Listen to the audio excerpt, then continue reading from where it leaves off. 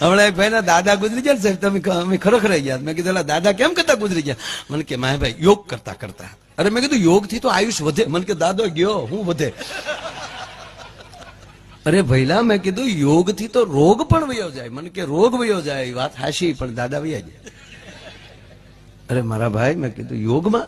મને કે મારા દાદા માયાભાઈ રામદેવ બાબાના પરમ ભક્ત. સવારમાં 5 વાગે એટલે રામદેવ બાબા સામે ટીવીમાં બેસી જાય. જેમ રામદેવ બાબા કે એમ અમારા દાદા ચાલુ કરે.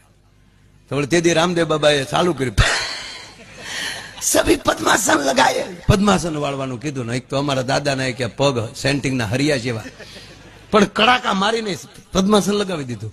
અને પછી રામદેવ બાબાએ કીધું ઊંડો શ્વાસ લ્યો. અને બાબાએ અમારા દાદાએ ઊંડો શ્વાસ લીધો અને આંખું બંધ થઈ ગઈ અને લાઈટ વહી ગઈ. લાઈટ આવી તો દાદો વહી ગયો. કારણ કે આજ્ઞાકીત હતા. બાબા કે રામદેવ બાબા કે શ્વાસ છોડો તો છોડે ને.